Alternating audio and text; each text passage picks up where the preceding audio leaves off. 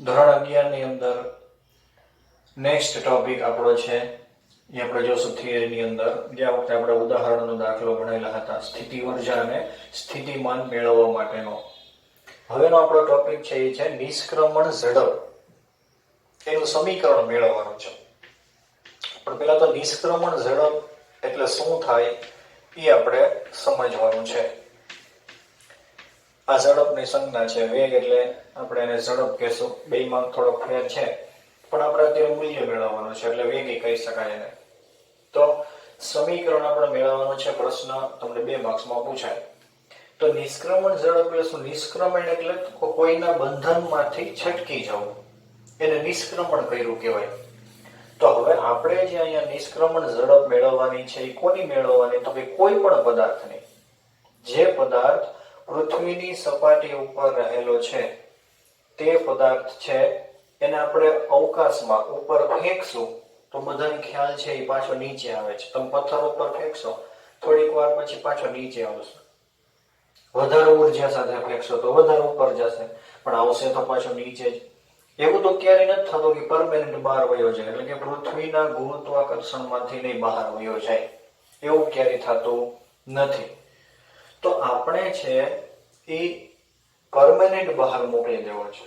પૃથ્વીના ગુરુત્વાકર્ષણમાંથી હંમેશાને માટે જો કોઈ પદાર્થને બહાર મોકલી દેવો હોય તો પ્રારંભિક કેટલી ઉર્જા આપવી પડે, પ્રારંભિક એનો વેગ કેટલો રાખવો પડે, તેને નિષ્ક્રમણ વેગ કહેવાય.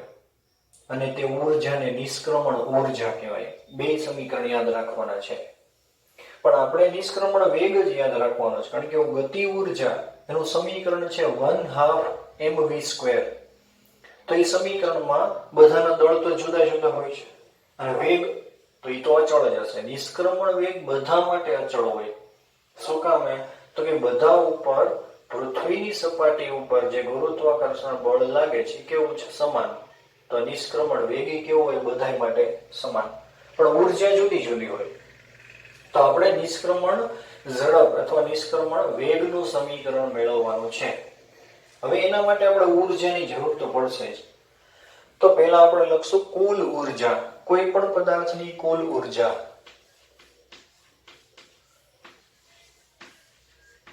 એને ઈ વડે દર્શાવશું. એનર્જી એટલે એને ઈ કીધેલો સંજ્ઞા એની. તો કોઈ પણ પદાર્થની કુલ ઉર્જા એટલે હંમેશા એ ગતિ ઉર્જા અને સ્થિતિ ઉર્જા બેયના સરવાળાથી બનેલી હોય. તો આ થઈ ગયું ગતિ ઉર્જા એટલે કે કાઇનેટિક એનર્જી એટલે કે વડે દર્શાવેલો છે.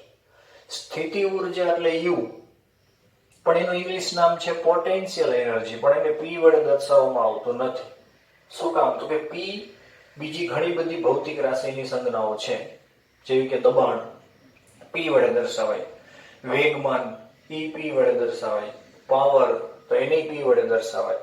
એટલા માટે એનર્જી આ જે સ્થિતિ ઉર્જા છે પોટેન્શિયલ એનર્જી એને પી વડે દર્શાવવામાં આવતો નથી, નહીં તો ભૂલ થવાની શક્યતા રહી. એટલે આપણને નવી સંજ્ઞા યુ આપેલી છે. હવે આપણે અહીં લખશું, આની વ્યાખ્યા લખું છું. જો કોઈ પદાર્થને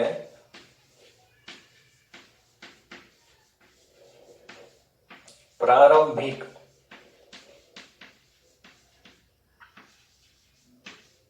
એટલા વેગથી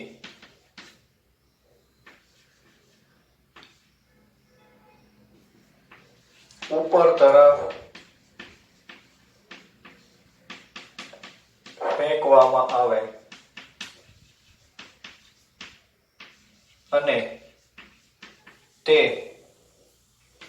હંમેશાને માટે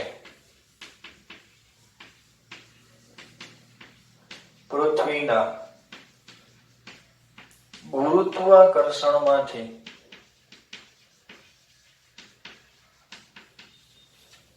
બહાર જાય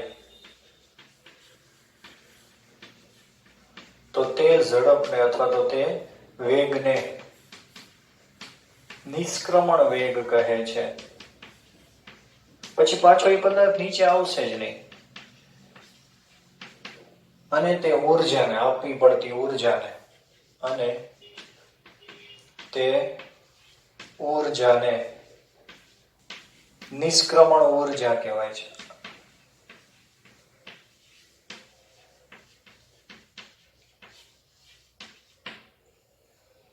હવે જો આપણે એ પદાર્થ છે એને અવકાશમાં મોકલી દેશું તો ગુરુત્વાકર્ષણ બળ કેવું? તો કે શૂન્ય. કોનું? તો કે પૃથ્વીનું. પણ બીજા કોઈ ગ્રહનું તો એના ઉપર લાગતું જ હશે.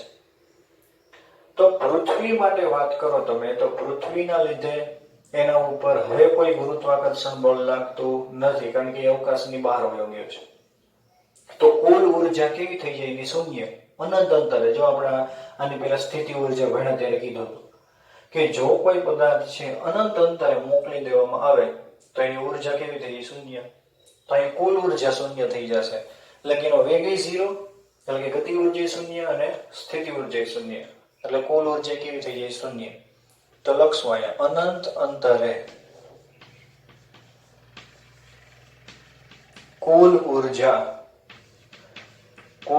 એટલે કેપિટલ E બરાબર શૂન્ય હોય છે. આ ખાસ યાદ રાખવાનું છે. તો આપણે ઉપરના સમીકરણમાં એની કિંમત મૂકવાની છે. આનો હવે સમીકરણ નંબર 1 કહી દઈશ. એ સાબિતીનું સ્ટેપ છે આપણું. તો લખશું અહીં સમીકરણ નંબર 1 પરથી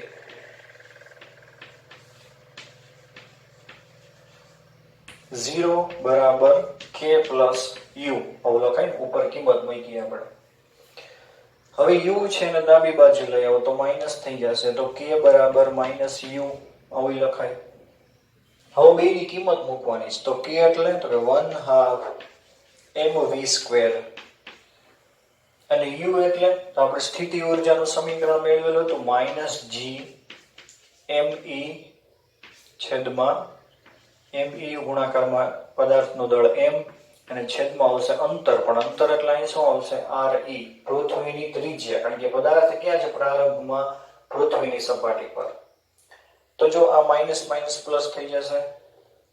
નવું સ્ટેપ લખી 1/2 mv સ્ક્વેર બરાબર g me m અને re. બે બાજુ થયો દળ કેન્સલ. એટલે જ મેં હમણાં કીધું કે નિષ્ક્રમણ ઝડપ છે એ દળ ઉપર આધાર રાખતી નથી. બધા માટે નિષ્ક્રમણ ઝડપ સમાન જ હોય. પદાર્થ નાનો હોય કે ગમે એવડો મોટો હોય, પણ ઉર્જા જુદી જુદી હોય. કારણ કે ઉર્જાની અંદર તો જો દળ આવે છે એટલે આપણે આપવી પડતી ઉર્જા જુદી જુદી હોય છે.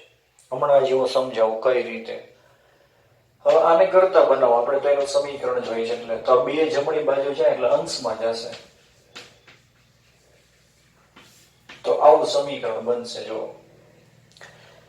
હવે વર્ગમૂળ કાઢો તો અહીંયા વર્ગમૂળ નીકળી જશે ને અહીં વર્ગમૂળની નિશાની આવશે એટલે અહીં 2 નીકળી જાય. ઘાત જે છે. હવે આપણે વેગ મેળવવો હોય તો જો અહીંયા g એટલે ગુરુત્વાકર્ષણનો સાર્વત્રિક અચળાંક 6.67 ગુણાકારમાં 10⁻11 ઘાત. me એટલે પૃથ્વીનું દળ 6 ગુણાકારમાં 10⁻24 ઘાત કિલોગ્રામ. re એટલે પૃથ્વીની ત્રિજ્યા 6400 કિલોમીટર. તો આ બધી ગણતરી મોટી થઈ જાય. હજી નાની ગણતરી કરવી છે તો શું કરવું પડે? આપણે હજી એક સાદરૂપ આપવાનું છે. અંશ અને છેદમાં re વડે ગુણાકાર કરો.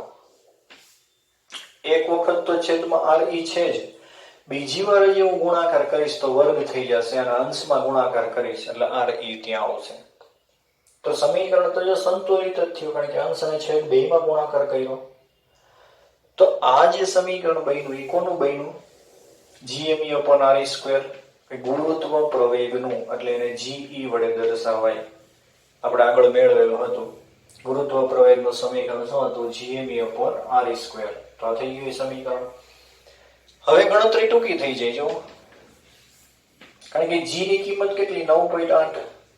આમાં તો આપણે g કેપિટલ g ને m એ બે ની કિંમત મૂકવાની છે.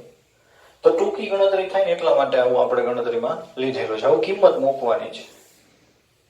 2 ગુણાકારમાં 9.8 ગુણાકારમાં 6400 કિલોમીટર. જો અહીંયા હું મીટરમાં રૂપાંતર કરતો નથી, કારણ કે આપણે જે વેગ મેળવવો છે ને કિલોમીટર પર સેકન્ડમાં જ મેળવવો છે, કારણ કે વેગનું મૂલ્ય ખૂબ જ મોટું આવશે. એટલે તો આ ગણતરી કરીએ આપણે.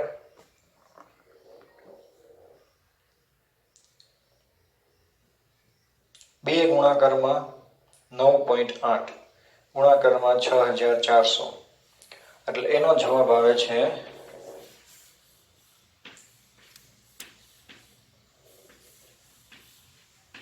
આટલો 1,25,440. આનું વર્ગમૂળ કરવાનું છે.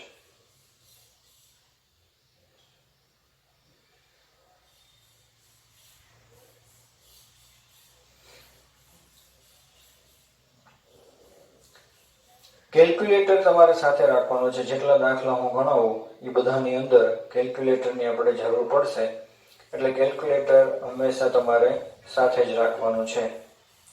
વર્ગમૂળ મેળવવા માટે કેલ્ક્યુલેટરની અંદર તો ડાયરેક્ટ તમને નિશાની આપેલી જ છે, તો આનું વર્ગમૂળ તમારે કરવાનું છે. વર્ગમૂળ તમે કરશો એટલે જવાબ એનો આવે છે,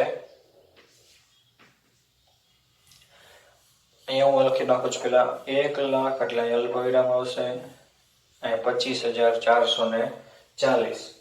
આ જે છે એનું મૂલ્ય થયું. હવે તમારે વર્ગમૂળ કેલ્ક્યુલેટરમાં તમારે આ કિંમત લખવાની છે. આ જ પ્રમાણે ગુણાકાર કરશો એટલે જવાબ આવશે. એ જવાબને એમને રાખવાનો, પછી વર્ગમૂળની નિશાની દબાવવાની. તમે ગણતરી કરેલી જ હશે 10માં, પણ છતાંય હું તમને કહી. તો અહીં વર્ગમૂળ આવે છે 11.2. તમે કેલ્ક્યુલેટરમાં કરશો એટલે ખ્યાલ આવશે. બાકીના અંક આવે તો એને કાઢી નાખવાના છે. આપણે જવાબ છે કિલોમીટર પર સેકન્ડમાં જ આવશે, કારણ કે 6,400 છે એ કિલોમીટરમાં જ રાખેલો હતો. 11.2 કિલોમીટર પર સેકન્ડ. તો જો પ્રારંભિક તમારે આટલો વેગ મેળવવો પડે, જે અશક્ય છે. એટલે આપણે કોઈ પણ પદાર્થને આટલો વેગ આપી શકતા નથી કે જેથી કરીને એ હંમેશા માટે પૃથ્વીની બહાર વહી જાય, ગુરુત્વાકર્ષણની બહાર વહી જાય, કારણ કે આ બહુ મોટી વેગ છે. ઉર્જા મેળવશો તો આનાથી મોટી આવશે, કારણ કે જેમ દળ વધારે ઉર્જાનું મૂલ્ય વધે. એટલે આપણે ખાલી આ ગણતરીમાં યાદ રાખવાનું છે કે નિષ્ક્રમણ ઝડપ કેટલી છે પૃથ્વી માટે, તો કે 11.2 કિલોમીટર પર સેકન્ડ. કોઈ પણ પદાર્થ હોય, ઝડપ અચળ. ચંદ્ર માટે કેટલું છે તો એમસીક્યુ માટે યાદ રાખવાનું છે. ચંદ્ર માટે નિષ્ક્રમણ ઝડપ 2.38 કિલોમીટર પર સેકન્ડ આટલી છે. એટલા માટે જ ચંદ્ર ઉપર વાતાવરણ નથી એવું આપણને થિયરીમાં લખીને આપેલું છે કે ચંદ્ર જે છે એની સપાટી ઉપર વાતાવરણ બની શકતું જ નથી, કારણ કે એના જે કોણ હોય એને ત્યાં ચોટીને રહેવું પડશે. આપણે કેમ પૃથ્વી છે તો એની આજુબાજુ વાતાવરણ છે, અમુક કિલોમીટર સુધી વાતાવરણનું પડ છે. શું કામ છે તો કે ગુરુત્વાકર્ષણ બળના લીધે બધા જોઈન્ટ થઈને રહે છે. તો ચંદ્ર માટે ગુરુત્વાકર્ષણ બળ એટલું બધું ઓછું છે, નિર્બળ છે, કે વાતાવરણના અણુઓ છે ને ખેંચી શકતું નથી. એટલા માટે તે વાતાવરણનું નિર્માણ થઈ શકતું નથી. તો અહીં લખવાનું છે. આથી ચંદ્ર પર વાતાવરણ શક્ય નથી.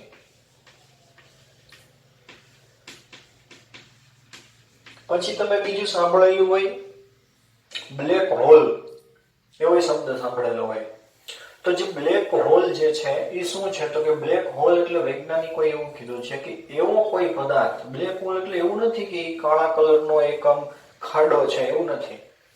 એ પદાર્થ જ છે, પણ એ એવો પદાર્થ છે કે જેનું નિષ્ક્રમણ ઝડપનું મૂલ્ય એના ઉપર, આપણે જો પૃથ્વી છે ને અવકાશમાંથી તમે ફોટોગ્રાફ લેશો તો ચમકતી હોય એવું લાગશે. શું કામ ચમકે છે? એની પાસે કઈ પોતાની ચમક તો છે નહીં. પૃથ્વી પાસે જમીનમાંથી કઈ પ્રકાશ ઉર્જા ઉત્પન્ન તો થતી નથી. તો સૂર્યના કિરણો પૃથ્વી ઉપર આવે, પૃથ્વી ઉપરથી પરાવર્તન થઈને અને આપણે જે ફોટો લેતા હોય ટેલિસ્કોપમાંથી અથવા તો ઉપગ્રહમાંથી, એની અંદર પરાવર્તન થાય એટલે આપણને પૃથ્વી ચમકતી હોય એવું લાગે. તો બ્લેક હોલ જે છે એના માટે નિષ્ક્રમણ ઝડપનું મૂલ્ય કેટલું છે તો કે પ્રકાશના વેગ જેટલું. એટલે શું થશે તો કે પ્રકાશનો વેગ 3 ગુણાકારમાં 10⁸ મીટર પર સેકન્ડ છે. તો બ્લેક હોલની અંદર પ્રકાશના કિરણો છે એ આપાત તો થાય, કારણ કે સૂર્યના કિરણો એના ઉપર પડવાના તો છે જ, પણ પાછા પરાવર્તન થઈને આવી શકતા નથી. શું કામ તો કે જે પ્રકાશના કિરણો આપાત થયા એનું સંપૂર્ણપણે શોષણ કરી લેશે. કારણ કે એની નિષ્ક્રમણ ઝડપ એટલી બધી વધારે છે. એમસીક્યુ માટે યાદ રાખવાનું છે, ખાલી નોંધ કરીને. ટેક્સ્ટ બુકમાં આપેલ નથી, આ તો ખાલી માહિતી માટે છે કે બ્લેક હોલ માટે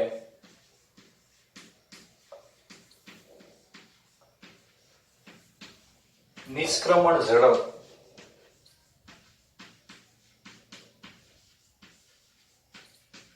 કેટલી હોય? 3 ગુણાકારમાં 10⁸ મીટર પર સેકન્ડ, એટલે આ પ્રકાશના વેગ જેટલી જ થઈ. તમે કિલોમીટરમાં ફેરવશો તો કેટલું થાય? 3 ગુણાકારમાં 10⁵ કિલોમીટર પર સેકન્ડ. એટલે શું થયું? 3 લાખ કિલોમીટર પર સેકન્ડ. તો એટલો વેગ કોઈ દિવસ આપણે આપી જ ન શકાય પદાર્થને. એટલે બ્લેક હોલમાંથી પદાર્થના કિરણો, આ પ્રકાશના કિરણો જે છે એ પરાવર્તન થઈને આવી શકતા નથી, એટલે એ કાળા કલરનો આપણને દેખાય છે. એટલે બ્લેક હોલ એટલે એવું નથી કે ત્યાં ખાડો છે, એ પદાર્થ છે જેનો નિષ્ક્રમણ વેગનું મૂલ્ય આટલું બધું ઊંચું છે, એટલે બધાનું શોષણ કરી લે. એની આજુબાજુ જો કોઈ પદાર્થ જાય તો એનું શોષણ કરી લે. ગુરુત્વાકર્ષણ બળ એટલું બધું પ્રબળ છે એટલા માટે. તો આ થઈ ગયું આપણું નિષ્ક્રમણ ઝડપનું સમીકરણ. આ સમીકરણ યાદ રાખવાનું છે, ગણતરીમાં આપણે આનો ઉપયોગ કરવાનો આવશે. અને મૂલ્ય 11.2 કિલોમીટર પર સેકન્ડ મૂલ્ય યાદ રાખવાનું છે. એનું આપણે એમસીક્યુમાં તમને ક્યાંય પૂછે તો યાદ રાખવાનું. અચળ મૂલ્ય છે, પદાર્થ કોઈ પણ હોય, ઝડપમાં કાંઈ ફેરફાર થાય નહીં.